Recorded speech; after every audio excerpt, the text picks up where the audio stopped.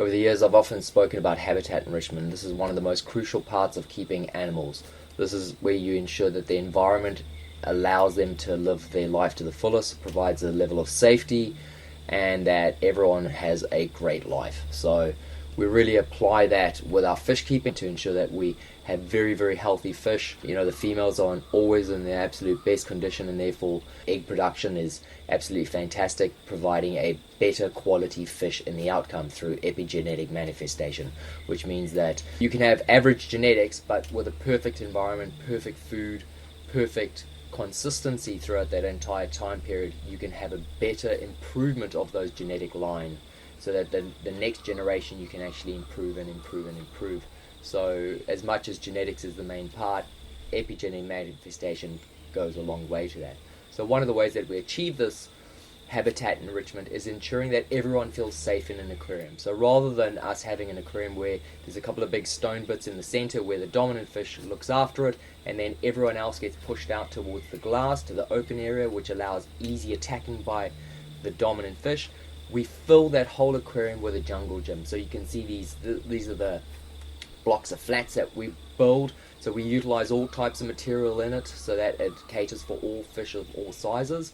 Normally we don't show this in our videos, we show display tanks, but you know, I'm happy to now show how the sausage is made. So this tank, as you can see, is absolutely loaded with this interior design. It's a 700 wide tank, but you're only seeing about 300 mil from the block of flats started. So with this, we're able to have way more fish in the tank than what you would normally be able to achieve, because everyone's got a place to hide away, everyone's got a bolt hole, everyone's got something to hide behind as someone's chasing. Now we can incorporate it in the same way as we do in our display tanks. You can see on the left hand side of here, the whole tank is made up of branches.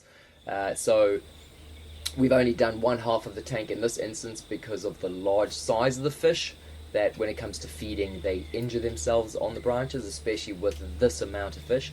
Whereas with the smaller tank with the red empresses, you can see how we've got that real jungle gym effect, and we're able to have multiple males, multiple fish, multiple species all cohabiting with each other and in a safe and effective way. And I think that's the most important thing. You know, this tank that we're looking at, it's got a colony of Tropheus duboisi. It's got multiple males of the sulphurhead variety, which are normally quite aggressive. We've got multiple breeding groups of Eureka Reds, of white knights, of Jacob Freibergers, all cohabiting in a way that would normally not be achievable if we didn't have this aquarium filled with our interior design. So our building blocks for healthy aquaria and happy fish is ensuring that everyone's got a safe space. So we fill our tanks with these built up plastic mesh boxes with pipes and flower pots and all kinds of things, all cable tied together, using the full top height of the tank to the full width of it. Our actual breeding setups is filled with this. That's why we never really let people inside to see our setups, because you wouldn't be able to see anything, because every tank is filled to the absolute max of this. And that's how we were able to achieve such high quality fish, because our females were in such good condition, because we provided such great habitat enrichment, plus good food, plus good water, but it all goes part of it. So if you really want to keep these fish to their absolute maximum potential, you need to provide an environment where they feel safe all the time, and that means not having a couple of rock clusters. I think if it's a breeding tank setup with colonies of fish, you shouldn't be having rocks. They just take up space, they're difficult to move. You need to use other materials that allow you to really fill that tank up. It's not about the looks of the aquarium, it's about the health of the fish, and I think that's that balance. Hopefully this makes sense, and enjoy.